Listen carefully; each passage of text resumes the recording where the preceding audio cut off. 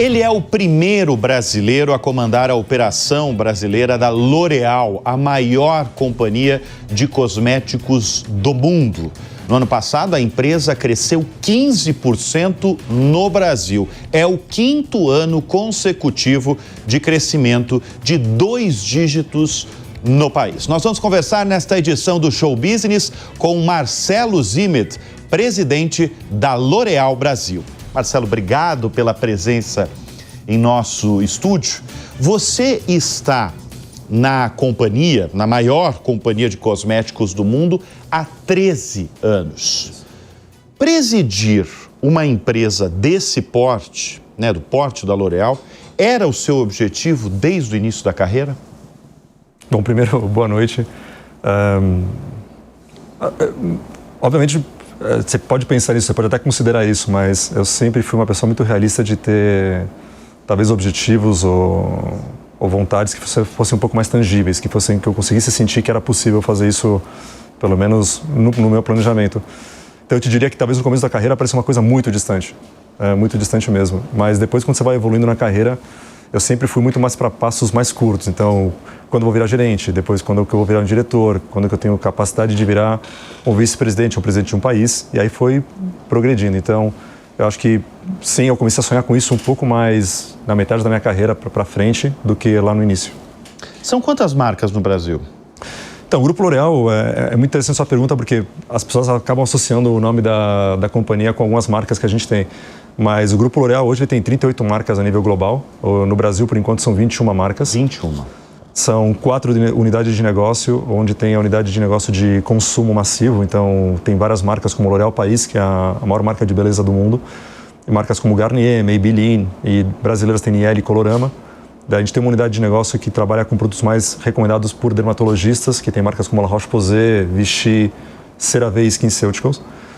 Tem uma divisão de produtos profissionais, onde o nosso foco é trabalhar com o mercado de cabeleireiros e stylists também. Tem marcas como Kerastase, L'Oréal Professionnel, Redken no Brasil. E tem também a divisão de luxo, que trabalha com fragrâncias, maquiagem, produtos para pele, com marcas como Lancôme, Saint Laurent, Prada, Armani e outras marcas mais. Quer dizer, todas essas marcas que você está listando são marcas extremamente conhecidas no mundo. Sim. E são marcas conhecidas no Brasil também. Isso. Essa operação brasileira, qual que é o tamanho? A gente é relevante? Eu imagino que sim, que o Brasil é relevante para os negócios globais. Então, tem duas formas de enxergar. Quando a gente fala sobre tamanho e potencial de mercado, o Brasil é o 4º maior mercado de beleza do mundo. Do mundo. Então, sim, ele é muito relevante. Ele chegou a ser o 3º maior mercado do mundo, mas por uma questão cambial, ele hoje está em 4º lugar. Primeiro, segundo e terceiro? Estados Unidos, China, Japão. Tá. Depois já vem o Brasil. Mas o Brasil tem total condição de voltar a ser o número 3 do mundo. E é um Brasil o Brasil tem várias peculiaridades, como categorias que são muito grandes no Brasil, como a parte de fragrâncias, é o 2º maior mercado do mundo, é um dos 5 maiores mercados do mundo de produtos para o cabelo também, super sofisticado a nossa rotina de cabelo. Então, tem duas formas de você enxergar a importância do Grupo L'Oréal no Brasil para o grupo.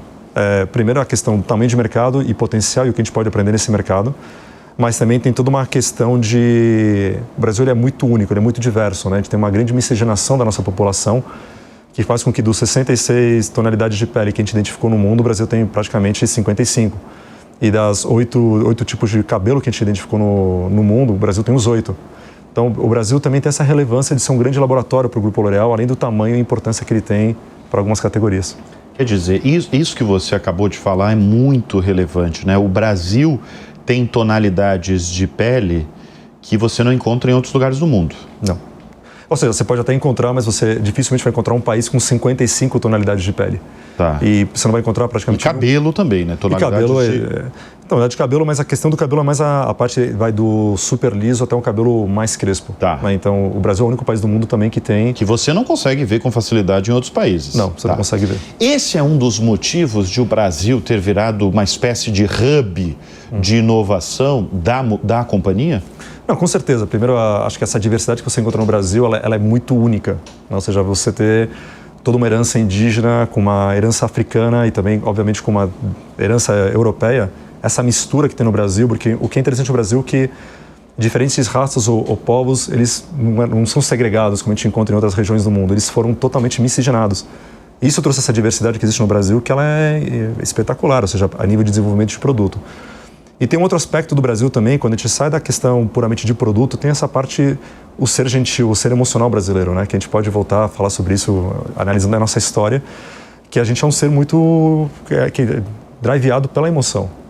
E para uma empresa que trabalha com beleza, acho que obviamente a gente quer ter performance, a gente quer ter produtos que sejam muito bons e que entreguem o que o consumidor está procurando, mas você também remeter o consumidor ao ele ver uma textura, ao sentir uma fragrância, ou realmente sentir o produto em si, isso desperta emoções que são super importantes para o Grupo L'Oréal. Então, por um lado tem a questão da diversidade do Brasil, mas o grupo também está super interessado nos fatores emocionais. O que faz um consumidor comprar o produto além puramente da performance. E o que faz?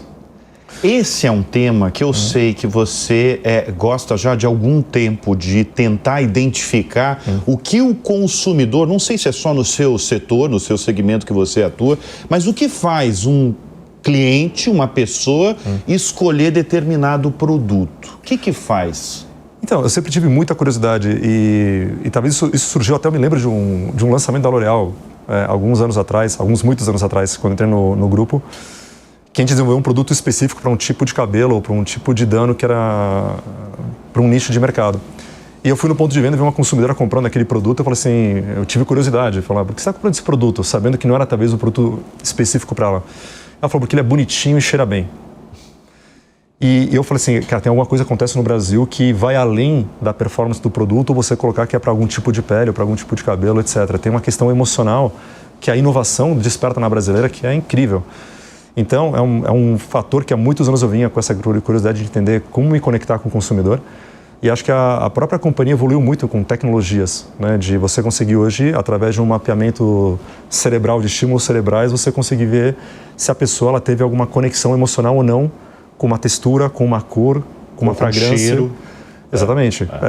E o cheiro no Brasil é muito importante. A gente sempre diz que é só você passar num ponto de ônibus 5, 6 horas da tarde, você vê a mistura de fragrâncias, mas isso vem também da nossa herança, né? Da cultura brasileira, que quando você pega o indígena, que teve sempre essa preocupação com a higiene, com a limpeza, com o relacionamento com a água, etc., isso hoje se reflete no nosso comportamento como consumidor. Então, hoje a mulher brasileira, o homem brasileiro também toma de 1 a 2 banhos no mínimo por dia, chegando a 3. Se você for falar sobre isso na Europa e Estados Unidos, você fala assim... Não, se você falar na França, a companhia é francesa, Eles não entendem, mas a gente conseguiu explicar isso recém o ano passado.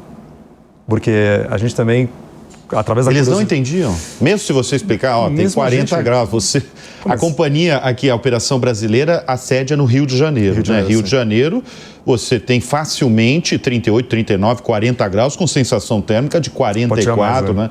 Mesmo com a temperatura, às vezes eles não entendiam? Não, porque é uma coisa que é um fator que, obviamente, você pode ter talvez um banho a mais, um a menos durante o verão ou inverno, mas independente disso, no verão ou no inverno, o brasileiro toma no mínimo 2 banhos por dia. Isso. E talvez não fosse tão fácil explicar isso para alguém de fora, até porque existe toda a questão de sustentabilidade, a questão do uso da água, que a gente tem que ser um pouco mais cuidadoso, etc. E quando a gente começou a estudar história, cultura, por isso que a gente está num momento muito interessante da L'Oréal, que a gente falou, olha, para a gente poder entender o consumidor hoje, a gente tem que realmente entender cultura. E aí foi quando a gente foi ler Raízes do Brasil. E Raízes do Brasil, você percebe, né, que a questão da nossa herança indígena, que tem toda essa questão da relação com a água, da questão da higiene, de tentar estar sempre limpo e bem cuidado para evitar doenças, etc. Num país que você tem diferenças socioeconômicas muito importantes, a questão do banho e da higiene é muito importante. E não é só na nossa indústria, você vê a questão do cuidado dental no Brasil. E se você comparar com outros países do mundo, é impressionante. A penetração da categoria no Brasil é gigantesca.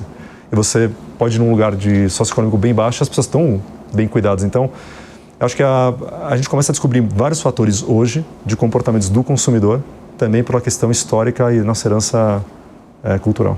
Agora, do consumo interno do Brasil, vocês que estão com mais de 20 marcas aqui, sim, o que é fabricado aqui e o que é fabricado fora? A gente tenta fabricar o máximo possível no Brasil. Eu diria até, passando um número, 95% do que a gente vende no Brasil... 95%? É fabricado no Brasil. E a gente tem uma das maiores fábricas do mundo, está aqui no Brasil, e o volume dela é praticamente para atender o mercado brasileiro. Então, a gente tenta nacionalizar o máximo possível. Essa fábrica está onde? Em São Paulo. Em São Paulo, tá. Está aqui em São Paulo. Tá. Então a gente tem hoje no Brasil, a gente tem 4 sites, a gente tem a fábrica e um CD muito grande aqui na região de São Paulo. E depois a gente tem o nosso laboratório e também a nossa sede no Rio de Janeiro. Você falou muito sobre... Eu já ouvi você falando e você falou aqui também sobre fragrância, né? Que o brasileiro gosta de fragrância muito mais do que em outras regiões. Tem uma explicação? Não, tem essa questão, acho que a fragrância, além de despertar várias emoções para o consumidor brasileiro, ela traz uma sensação de higiene. A gente fala que não adianta querer lançar, por exemplo, no Brasil, um shampoo que não faça espuma. Ou uma fragrância que não tenha um cheiro forte que a pessoa realmente se identifique com ele. Acho que o brasileiro tem essa questão do que a gente fala de uma gratificação imediata. Ele tem que ver aquele investimento que ele faz, ele tem que sentir, tem que ver. Então, acho que a fragrância tem esse aspecto. Também tem 2 grandes empresas brasileiras que fizeram um trabalho muito bom de criar uma grande penetração de fragrâncias no Brasil. Então, hoje faz parte do dia a dia de um consumidor brasileiro. Que a gente fala, é o segundo maior mercado do mundo de fragrância, tem um potencial ainda gigantesco. É o segundo. Tá. E o luxo? A gente está falando de marcas, mas o luxo, qual que é o peso no negócio de vocês? O luxo, acho que eu estava te comentando, hoje em dia, talvez nos últimos anos, se eu pegar o crescimento acumulado dos últimos anos, é o mercado que mais cresce no Brasil em beleza. E a razão, acho que tem um pouco culpa da indústria, um pouco também o desconhecimento do mercado. Acho que talvez a gente tinha aquela imagem de que beleza, luxo dentro do mercado de beleza era a compra mais de free shop quando você viajava, o que não é real, né? Ou seja, acho que isso acabou criando um preconceito onde as pessoas falam assim, vou comprar isso fora do Brasil. E isso acabou gerando uma falta de investimento do próprio varejo no Brasil, desenvolver um varejo de luxo. Se você comparar com outros países da América Latina, a gente está super subdesenvolvido na expressão de marcas de luxo no varejo. Por outro lado, a própria pandemia fez com que o consumidor falasse, bom, já que eu não posso viajar, onde eu vou comprar? E quando ele percebeu que o preço não era tão diferente de ter as marcas de luxo no Brasil e o que ele podia comprar no free shop, ele viu que a diferença não era tão grande e ele podia parcelar. E aí ele falou assim, opa, dá para comprar aqui no Brasil. Então a gente percebe um aumento da penetração e um aumento das categorias aqui no Brasil que é bastante relevante para o grupo. A gente está falando de mais de 20 marcas no Brasil, 40 marcas no mundo? 38 marcas. 38 marcas no mundo. Como é que vocês enxergam as marcas concorrentes? Porque vocês, de alguma forma, foram comprando essas marcas e também vendendo essas marcas. Por exemplo, eu lembro muito do negócio que aconteceu com a Aesop, né? Vocês venderam para... A gente vendeu o Body Shop para a Natura. Venderam para a Natura. E depois de um tempo a gente comprou o Aesop deles. Exatamente. Como é que vocês ficam analisando essas marcas concorrentes? E eu sei que está vindo uma aqui para o Brasil, não é? Tá vindo. Uma nova marca, né? Então, o que é interessante da L'Oréal, que a gente falou hoje, são 38 marcas globais, mas originalmente da companhia são 3. Que é L'Oréal Paris, L'Oréal Profissional e Kerastase. Tá. As outras 35 marcas que a gente tem são aquisições. Então, é uma empresa que está sempre olhando para novas marcas. A gente tenta procurar complementaridade de portfólio. Então, quais são categorias? A gente tem praticamente todas as categorias de beleza. A gente tem todas as faixas de preço. Então, sempre que a gente olha alguma marca que está fazendo alguma coisa diferente, que poderia agregar algum tipo de valor para a gente, é super interessante e, por que não, fazer uma aquisição. Mas aqui, um fator que eu sempre tento explicar para as pessoas sobre o modelo de aquisição da L'Oréal é muito interessante, porque a gente não l'Orealiza as marcas que a gente compra. A gente procura, na verdade, que elas influenciem o nosso modelo. É a razão pela qual a gente comprou essa marca. Então, tem vários exemplos de marcas que a gente comprou e que elas tinham alguma coisa muito específica de modelo. E era uma marca de 150 milhões de dólares, ou seja, 200 milhões, para uma empresa que fatura mais de 40 bilhões. E essa marca conseguiu mudar completamente todo o modelo de negócio da companhia, porque a gente tem essa abertura de tentar, ou seja, a curiosidade, o que é diferente e o que isso pode ajudar a gente também a com que as marcas já existentes sejam mais relevantes para o consumidor. Então é um modelo muito interessante, né, de procurar complementaridade, mas também que a gente pode aprender com essas marcas para influenciar esse modelo orgânico da L'Oréal de estar sempre mutando. A operação brasileira, vocês têm cerca de 3 mil profissionais, né? Sim. Esses 3 mil profissionais, eles estão espalhados, eles estão no Rio de Janeiro, eles estão espalhados em fábricas? Eu diria que a metade hoje está metade. Metade está entre laboratórios e sede, metade está entre o CD. Qual é o tamanho dessa operação? São quantas fábricas? Você falou de uma fábrica muito grande aqui em São Paulo. Uma fábrica em São Paulo. É uma fábrica muito interessante, porque geralmente as fábricas de beleza, de outras indústrias, você tem fábricas muito especializadas em uma categoria, etc. Aqui no Brasil a gente tem uma fábrica que é multicategoria, então é uma fábrica enorme, que é uma complexidade, mas super bem gerenciada, com indicadores muito, muito bons.